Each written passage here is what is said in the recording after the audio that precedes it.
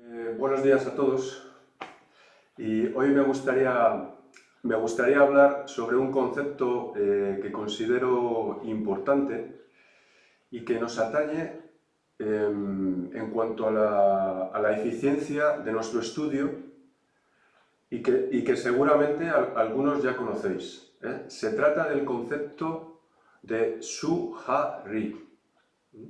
Vale, yo voy a intentar daros mi propia versión y a ver si sacamos algo en claro.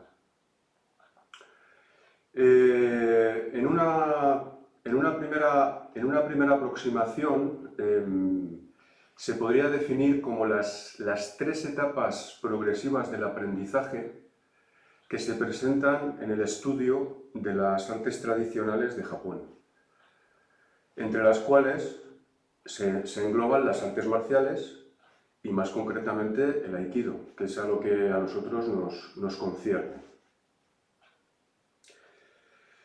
Muy bien, y como siempre voy a intentar en primer lugar contextualizar o poner en perspectiva cuál sería el denominador común de todas estas artes tradicionales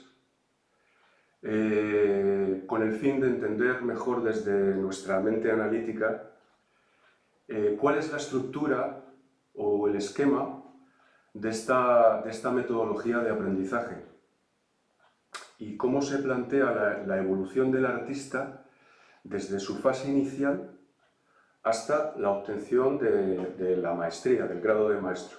¿Vale? Bueno, cuando hablamos de artes tradicionales japonesas, quiero referirme, además de los ya conocidos budos, como el iaido, el judo, el karate y por supuesto el aikido, a otras artes de la cultura japonesa que todos conocéis, como por ejemplo el arte de la ceremonia del té, o el arte de la composición floral, que se llama también ikebana o el kado, el arte de la caligrafía, el shodo, y por ejemplo también el teatro no. ¿Y qué es lo que subyace artísticamente hablando en todas ellas? Es un poco lo que yo intento sacar. Desde mi modesto punto de vista, todas estas artes japonesas creo que intentan sublimar de una manera muy sutil el sentimiento más profundo, el trabajo interno del artista a través de una simplicidad extrema, ¿no?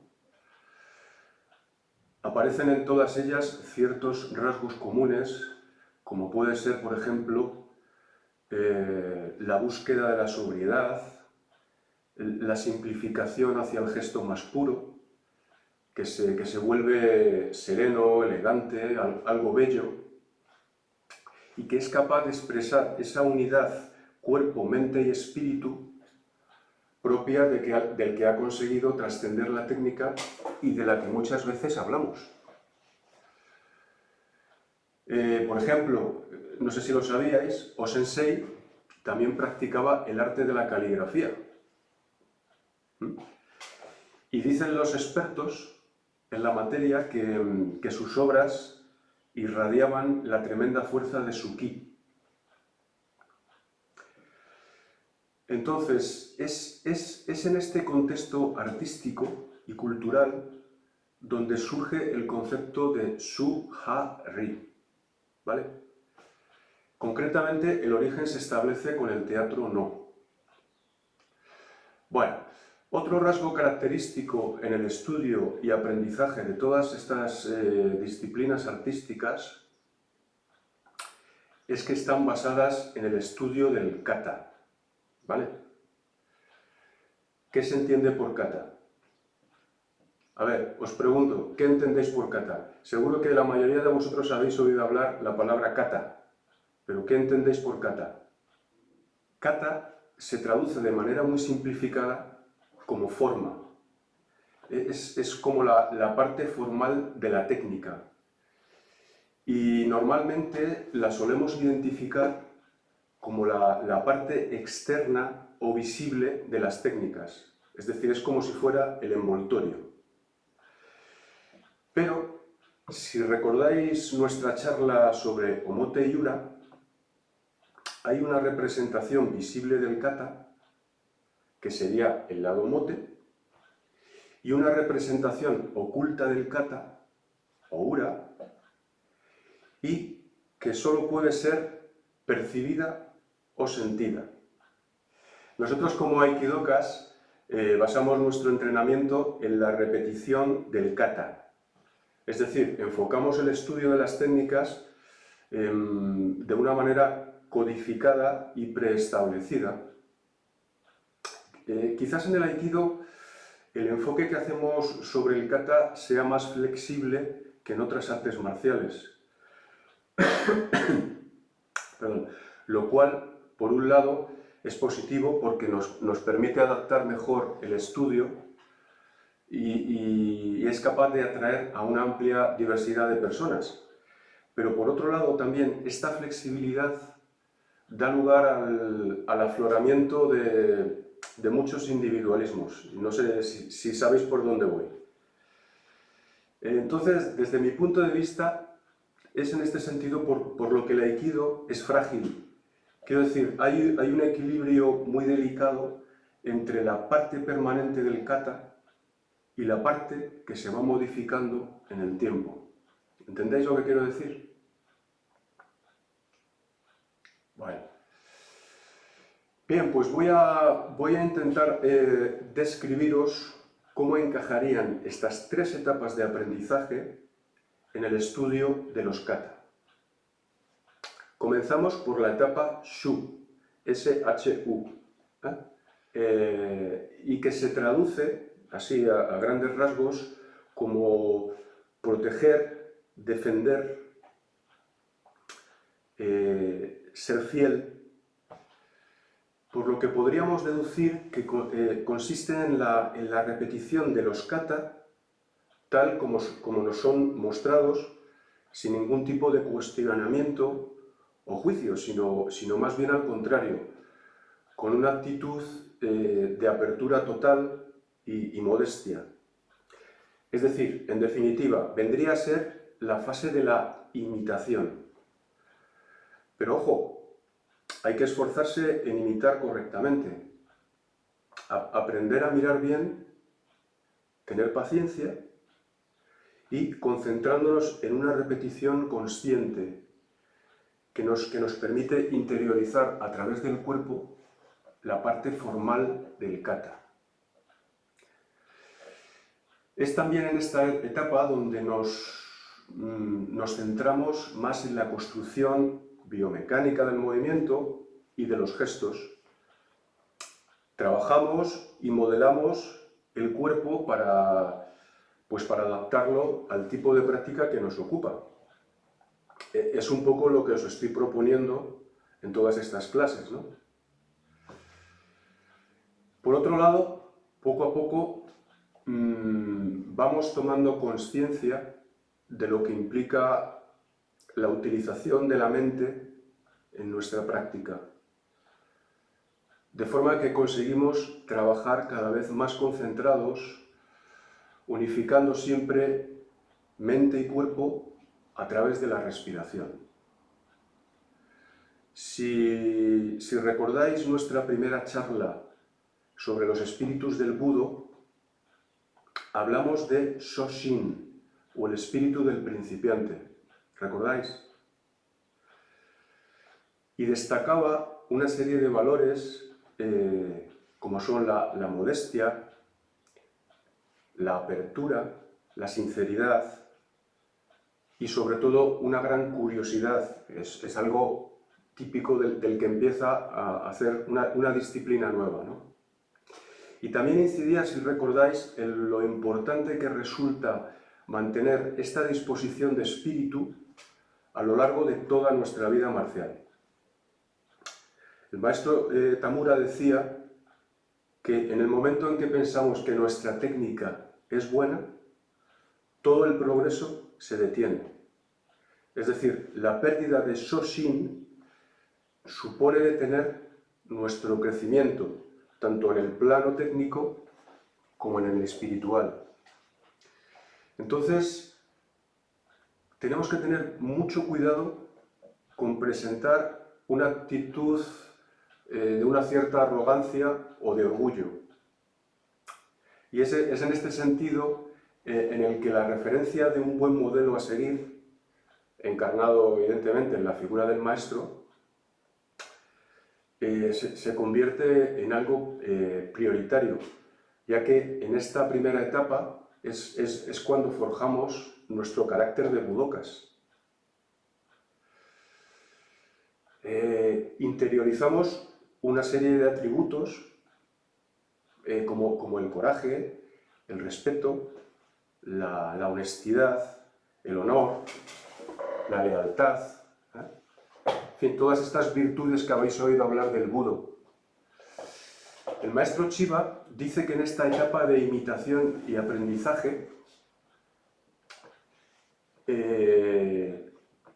debería durar en torno a 3 o 5 años, pero practicando todos los días y haciendo del entrenamiento nuestra primera prioridad.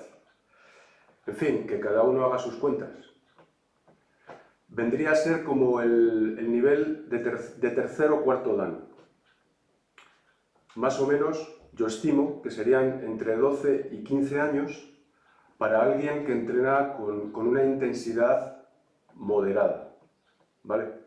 Es decir, recorrer esta primera etapa supondría llegar al tercer cuarto dan. Y el tiempo a invertir, pues en función del compromiso de cada uno, por la experiencia más o menos que yo tengo, 10, 12, 15 años. Lo que tardaríamos en quemar esta etapa. Muy bien. La siguiente etapa HA. En esta fase, nuestro desarrollo consiste, curiosamente, en una negación de la etapa anterior. Y si me permitís, sería como el símil del adolescente respecto a la infancia. De alguna manera surge la necesidad de autoafirmarnos, ¿verdad? En el contexto de la práctica es cuando comenzamos a cuestionar todo lo que hacemos. Y en este momento es cuando aparecen las primeras crisis, los periodos de estancamiento, una sensación nada confortable, pero necesaria para poder seguir evolucionando. Y desde mi experiencia, es en muchos casos cuando se produce el abandono de la práctica, ya que el alumno no es capaz de superar la frustración que siente como resultado de ese conflicto interno que se genera, ¿verdad? Y que ineludiblemente os acabará llegando, si no os ha llegado ya, os lo aviso. Así que tened en cuenta que hace falta poner mucho coraje y tenacidad para poder superar esta confrontación personal, ya que, en definitiva, nos estamos enfrentando a la parte negativa de nuestro ego. Muy bien. Entonces, después de cuestionarnos como practicantes, esto nos lleva al replanteamiento técnico y hace que nos lleve a comprender mejor la parte oculta del kata, lo que decía antes. Y comenzamos a depurar la técnica despojándonos de gestos, de tics innecesarios, inútiles, tanto en el plano físico como en el plano mental. Y esta sería la autoafirmación a la que me refería antes. ¿Entendéis? Aparecen nuevas técnicas en función de las situaciones y somos capaces de armonizar mejor el estudio con nuestra forma de sentir la práctica en función de nuestras propias características personales, quiero decir, en función de nuestra edad, nuestro sexo, nuestra personalidad. Es decir, es cuando comenzamos a practicar un aikido inteligente. En este proceso de autoafirmación que os comentaba, evidentemente aumenta nuestro compromiso por la práctica y nos hacemos de alguna manera más responsables de nuestro propio estudio. Fijaros, surge también la necesidad de integrar el aikido en nuestra vida cotidiana, dándole de alguna manera prioridad respecto a otras facetas, ya que conseguimos vislumbrar en el aikido o intuir un horizonte en el que podemos desarrollar todo nuestro potencial. ¿De acuerdo? Todo esto va ocurriendo en la siguiente etapa, etapa Ja. Y creo que es importante indicar también el hecho de que esta etapa de adolescencia marcial necesitamos más que nunca de la atención y vigilancia del maestro, porque ya es cuando empezamos a dar nuestros primeros pasos en solitario y entraña un cierto riesgo. Si los que tenéis hijos en edad de adolescentes lo entendéis perfectamente. En conclusión, esta es la fase de la autoafirmación, en la que empezamos a comprender la parte más oculta de la práctica, es decir, los fundamentos y los principios sobre los que se basa el aikido, pero también estamos más expuestos a ciertos riesgos relacionados fundamentalmente con la gestión del ego. Por eso dije antes la importancia que tiene mantener siempre el espíritu de Shoshin, el espíritu del principiante, ¿vale? Muy bien, y de la misma manera que decíamos antes, el tiempo en alcanzar el grado de la etapa Shu, que era el nivel de tercer y cuarto Dan, y venía a suponer entre 12 y 15 años, en este nivel, la etapa Ja, entran en juego otros parámetros que son difíciles de cuantificar objetivamente, ya que interviene, es función del rigor y del compromiso del propio individuo con su entrenamiento y, por supuesto, de la solvencia del maestro que sea responsable, ¿no? Digo esto porque estoy acostumbrado a escuchar a muchas personas alardeando de los años de práctica que llevan a sus espaldas. Y siguen en el fondo teniendo el perfil de adolescentes inmaduros dentro del contexto marcial, evidentemente. Podría decir que al finalizar esta etapa estaríamos en el grado de cuarto quinto Dan. ¿Todo bien hasta aquí? ¿Alguna cuestión? ¿Algún comentario?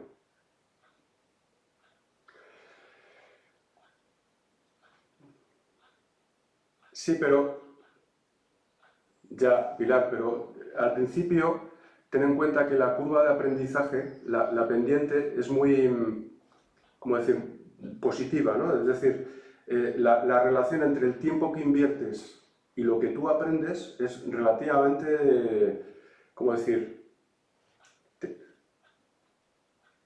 alta, eso es. Pero luego cuando ya llegas has superado ya la barrera de los 10 años, si sigues manteniendo el mismo compromiso o la misma intensidad en el estudio, en tu práctica, en la curva de aprendizaje llegas a la famosa meseta. Y ahí es cuando empiezan las crisis a las que me refería yo de estancamiento entre comillas. Es decir, tú tienes la percepción en ti mismo de que por más tiempo que inviertes no consigues evolucionar. Pero eso no te pasa solamente en el aikido, te pasa en cualquier otra disciplina, ¿no?, en la que tú estás inmersa. Entonces, yo me refería a esto, es decir, las frustraciones que hay en el inicio son frustraciones relativamente sencillas de resolver, pero cuanto más tiempo vamos invirtiendo y más vamos profundizando, en este caso en el aikido, cada vez es más difícil subir el siguiente peldaño. Y por eso me refiero que en ese momento es cuando hay mucha gente que abandona, porque no es capaz de superar esa confrontación personal, esa sensación de malestar que te llega cuando te ves ahí bloqueado, estancado. No sé si me explico bien. ¿Era esto un poco lo que decías, Pilar? Bueno.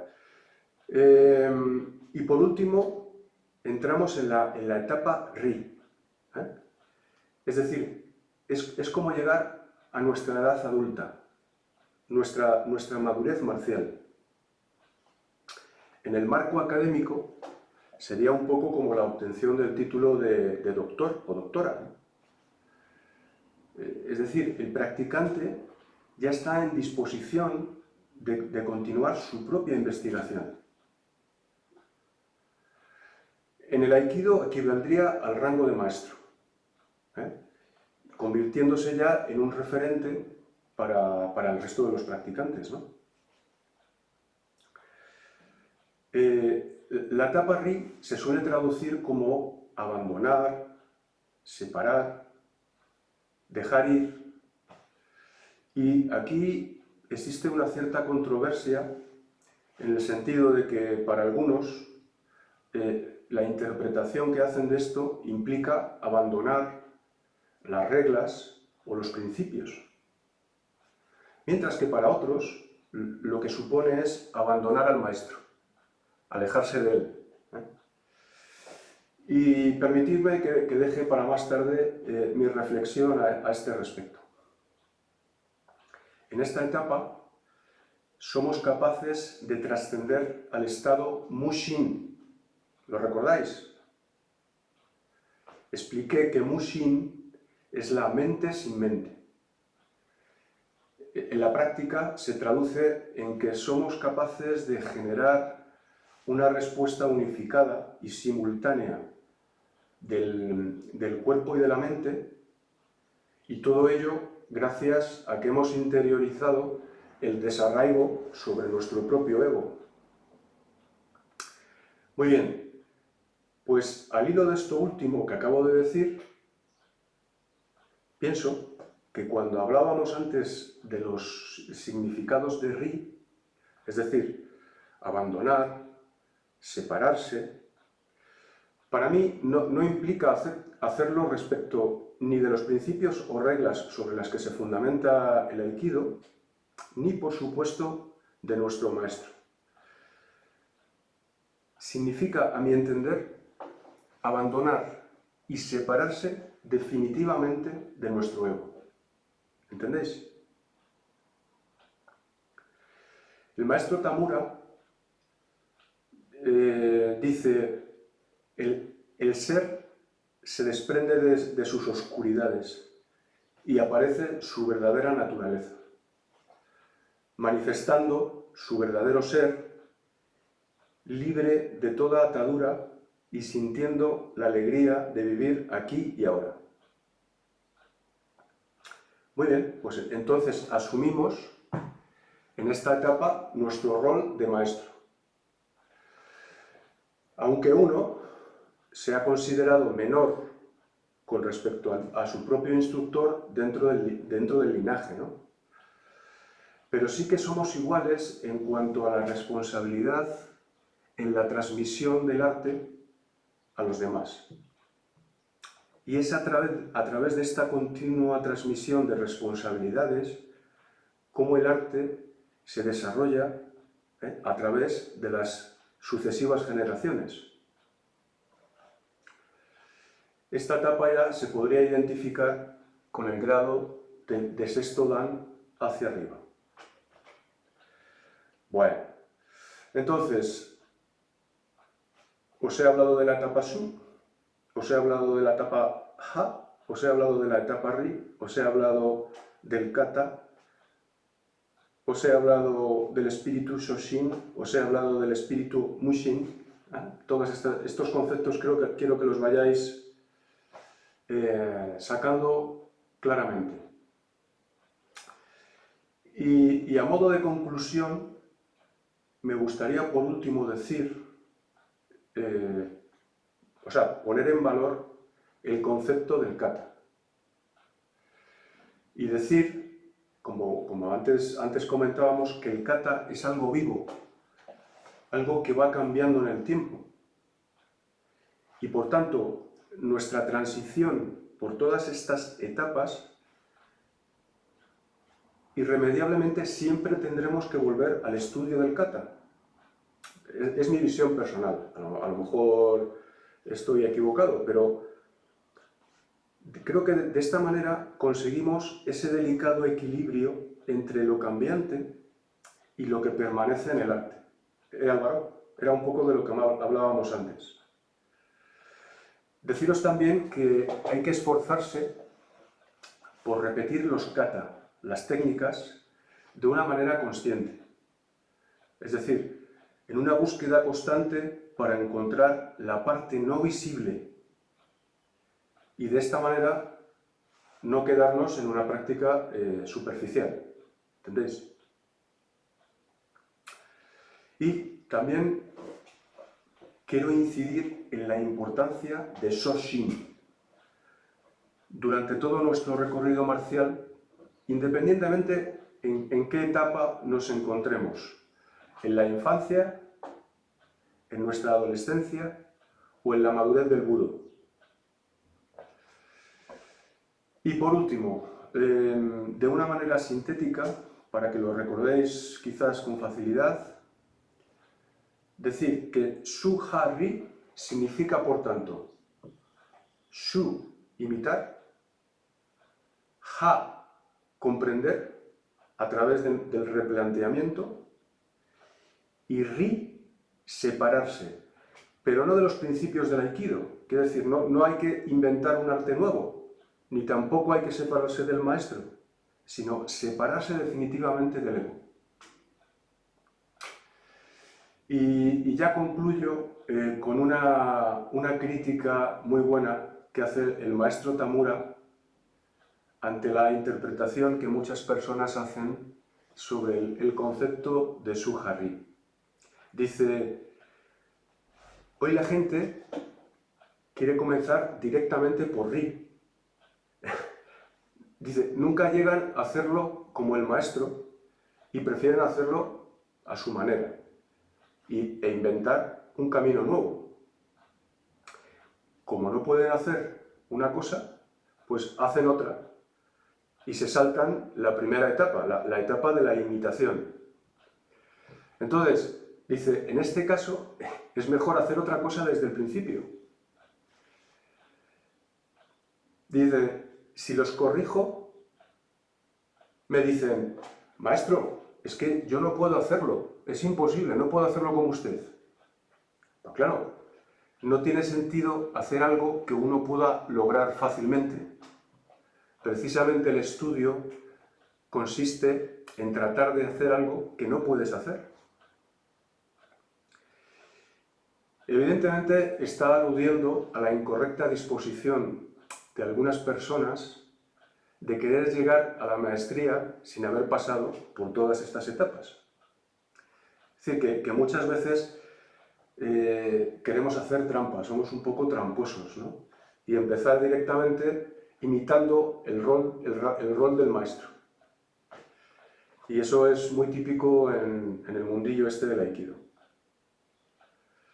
Pues por mi parte, nada más. Si queréis comentar alguna cosa o tenéis alguna pregunta, pues estoy a vuestra disposición.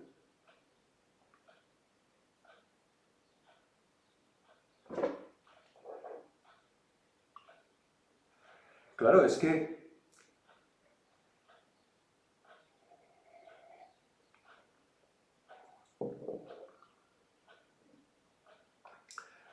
tener en cuenta que esta metodología es una metodología que está planteada desde el esquema oriental, ¿no? La metodología occidental de aprendizajes es distinta. Entonces, como está vista un poco desde esta perspectiva oriental, el símil con los ciclos vitales de la vida es evidente, es decir, es nuestra infancia, nuestra adolescencia y nuestra madurez, en el contexto del arte marcial o en el contexto de cualquier arte, ¿no? Disciplina artística. Entonces, solamente tenéis que observar cómo es un niño, cómo es un adolescente y cómo es una persona adulta, ¿eh? Y extrapolarlo un poco que os sirva para enmarcar vuestra propia práctica y para situaros en qué fase o en qué etapa estáis. Evidentemente que todos somos personas adultas, ¿eh? Entonces, pero en el contexto marcial, pues claro, estamos comenzando algo nuevo, algo desconocido, ¿eh? Tenemos que aprender todo, lo tenemos que aprender todo, ¿no? Y la dificultad, que ya lo hemos hablado muchas veces, es que no es algo intelectual. Es decir, no es un aprendizaje intelectual, es un aprendizaje que tiene que ser a través del cuerpo, y eso es un proceso más lento. Lleva una serie de tiempo, cada persona en función de su compromiso, en fin, del perfil que tenga, lo va a hacer antes o después. Y precisamente no es el que tiene más capacidad, en el caso de las artes marciales, no es el que tiene más capacidad atlética o el que tiene más habilidades de coordinación, el que consigue ir superando las etapas hasta llegar a la madurez es el que tiene ese perfil de tenacidad, de paciencia, de inteligencia también, y que es capaz de superar esos momentos de Pilar que hablábamos antes de estancamiento, de bloqueo, lo cual implica una cierta madurez, evidentemente. Claro, es que si tomamos como referencia la evolución del propio maestro de Shiva, de O-Sensei, como dice Miguel Ángel, hay una clara diferencia entre los vídeos que podéis ver de los años 30 hasta los vídeos que podéis ver de los años 60. Es decir, que el propio maestro va evolucionando en su forma de interpretar el kata, con lo cual el que va detrás, lo que creía que ya había aprendido, si sigue manteniendo ese contacto con el maestro, al final tiene que volver otra vez a estudiar el kata. Por eso lo decía antes, yo he tenido esa sensación. Yo he tenido la sensación de que creía haber dominado la parte formal del kata y luego llegaba el maestro Tamura al año siguiente y volvía a replantear el Ikkyo de una manera distinta. Y dices, me cago en la leche. Otra vez tengo que volver a la parte inicial. ¿Entendéis? Por eso, aunque estemos en la etapa Ri, aunque hayamos llegado a nuestra madurez marcial, no podemos desvincularnos del estudio del kata, porque el kata es algo vivo, es algo que va evolucionando. Insisto, el equilibrio ese delicado entre lo que permanece y lo que va cambiando, esto es algo muy delicado, ¿eh? Porque si no, por eso digo que el Aikido es una disciplina frágil, porque si no somos capaces de discernir bien ese equilibrio, el Aikido al final se va desvirtuando en algo distinto, ¿eh? Y de alguna forma nos tenemos que erigir en guardianes, somos guardianes del arte. ¿Entendéis? Totalmente de acuerdo, Nacho. De hecho, Tamura decía al respecto que él no ha creado la escuela Tamura Ryu. Practicamos el Aikido de O-Sensei. Y el mensaje que hay, en ese sentido, el mensaje que hay es que el Aikido debería ser un arte que nos una a todos, porque es el arte de la unificación. Entonces no tiene sentido que se establezcan diferentes escuelas donde el individualismo de un cierto maestro vaya tomando demasiado protagonismo. Al final es el Aikido de O-Sensei. Lo que pasa que, claro, Eso, claro, a medida que un arte va creciendo exponencialmente, como ha ocurrido en el Aikido en los últimos años, es muy difícil de controlar, ¿no? Y más ahora con todo el tema este de las redes sociales, internet, en fin, el contenido multimedia y todo esto, al final se acaba descontrolando. Vamos perdiendo un poco este sentido tradicional de las escuelas de artes marciales y es cierto, ¿no? No tenemos que perder esa perspectiva, por eso cuando vemos, por ejemplo, otras formas de trabajar, no quiere decir que estén haciendo un aikido diferente, es otra interpretación del kata, de la parte formal del kata, de la parte omote, de la parte visible, pero el lado oculto del kata debería ser exactamente igual para alguien que trabaja con el maestro Tisiero o para alguien que trabaja con el maestro Tamura, ¿entendéis? Pero el problema es que, claro, esa reflexión eres capaz de hacerla cuando has llegado ya a una cierta madurez marcial. La gente que empieza, yo mismo, os tengo que reconocer que los primeros años, cuando veía las demostraciones de Kisomaru, el hijo de O-sensei, yo decía, a mí eso que hace este hombre no me parece ni eficaz, ni, no sé, me parecía una forma muy errónea a lo que yo entendía en aquella época de lo que podía ser el Aikido. Y hoy en día, cuando veo cómo ese hombre, si tenéis ocasión, mirar las demostraciones de Kisomaru, es capaz de sublimar la esencia del arte, ahora soy capaz de identificarlo y lo pongo muchísimo en valor, ¿sabes? Tenemos que tener cuidado con denostar o criticar lo que hacen otros grupos, ¿eh?